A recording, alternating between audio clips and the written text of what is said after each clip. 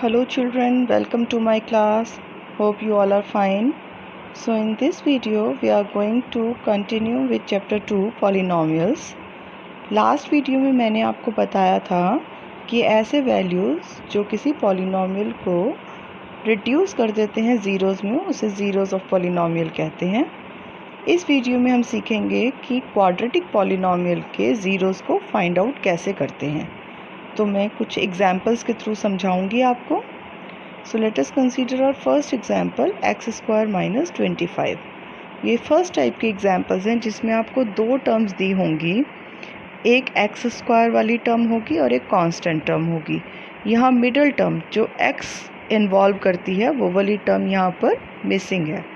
इस टाइप के क्वेश्चंस को करने के लिए हमारा सबसे पहला स्टेप है हम किसी भी पॉलिनॉमियल का एक नाम रखते हैं। अब क्योंकि पॉलिनॉमियल x वेरिएबल में दिया गया है तो हम इस पॉलिनॉमियल का नाम px रखते हैं।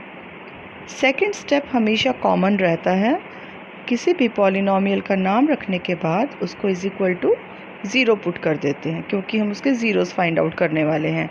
तो यहाँ पर x² - 25 इज इक्वल टू 0। अब ये पॉलिनॉमियल गिवन था जिसे हमने क्वाड्रेटिक इक्वेशन में कन्वर्ट कर दिया। दो मेथड से इसको सॉल्व कर सकते हैं। फर्स्ट मेथड है, जब आपने पॉलिनॉमियल को इक्वल टू 0 पुट किया तो आप जो कांस्टेंट टर्म है उसको राइट हैंड साइड में ट्रांसफ़र कर देंगे। उसके बाद आप स्क्वायर रूट लेंगे दोनों साइड पर। जैसे ही आप स्क्वायर रूट को सॉल्व करेंगे, on right hand side you will be getting plus and minus science with the answer. तो एक साइन वाला आंसर जो उसको आप अल्फ़ा कह देंगे और दूसरे को बीटा। अब जो सेकेंड मेथड है उसमें प्रीवियस स्टेप्स सेम रहते हैं।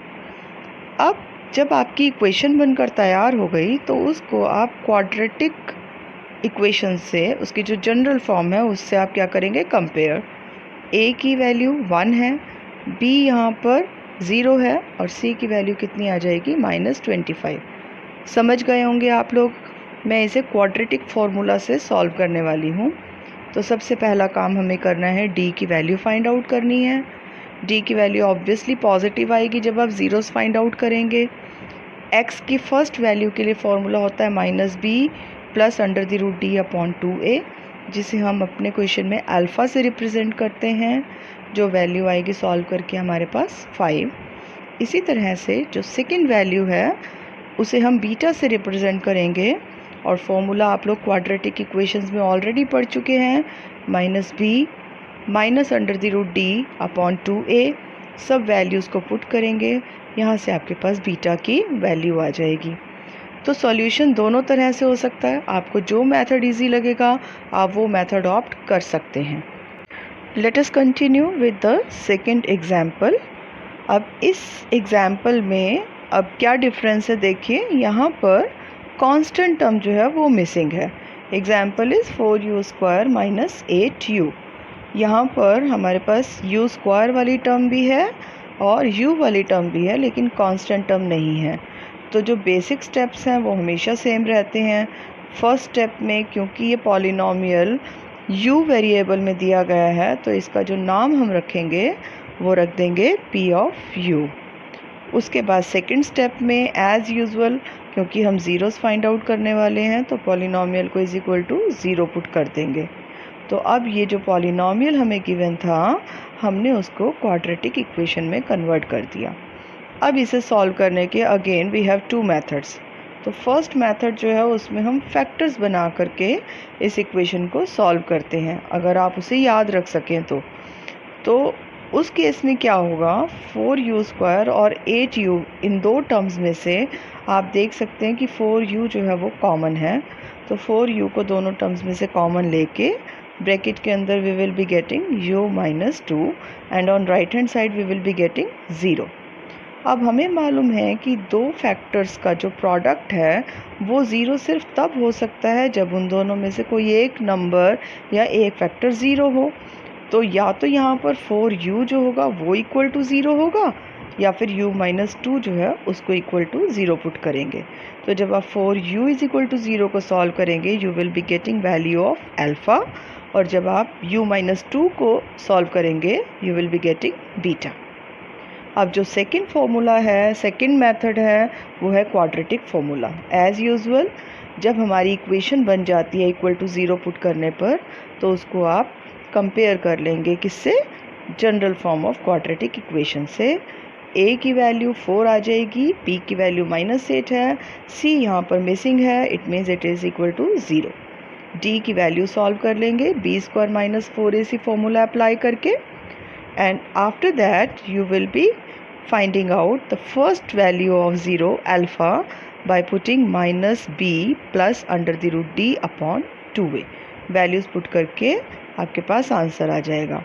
ऐसे ही बीटा की वैल्यू फाइंड आउट करने के लिए फॉर्मूला है -b minus under the root d upon 2a, and you will be getting your second root or second 0 that is equal to 0। Answer दोनों में ही सेम आएंगे। क्वाड्रेटिक फॉर्मूला जो method है वो एक जनरल मेथड है जो आप किसी भी तरह के पॉलिनोमियल के लिए यूज़ कर सकते हैं। Now let us consider next type of questions in example number 3। In these types of question we will be getting 3 terms. First term will be of x square, second term which will be called as the middle term, it contains x, and the last term is always contained as the constant term। अब इस type के questions को आप दो method से solve कर सकते हो, एक मिडल टर्म स्प्लिटिंग और दूसरा quadratic formula. I always suggest to apply quadratic formula. तो बेसिक स्टेप सेम रहेंगे। सबसे पहला काम करना है, आपने पॉलिनोमियल का नाम रखना है और फिर उसको इज इक्वल टू 0 करके क्वाड्रेटिक इक्वेशन में कन्वर्ट कर देना है। अब उसे आप जनरल फॉर्म से कंपेयर करके a, b और c के वैल्यूज़ लिख लेंगे। उसके बाद एज़ यूजुअल d की वैल्यू फाइंड आउट करेंगे। अल्फ़ा की वैल्यू के लिए फॉर्मूला होगा -b plus under the root d upon 2a। वहाँ से आपके पास अल्फ़ा की वैल्यू आ जाएगी जब आप सारी वैल्यूज़ को पुट करके सॉल्व करेंगे। And similarly to find out the second 0 beta we will apply the same formula with the negative sign -b minus root d upon 2a।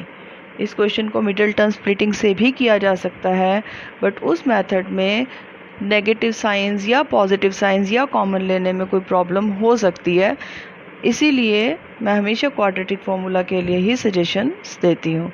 I hope आपको ये 3 तरह के क्वेश्चन समझ में आ गए होंगे।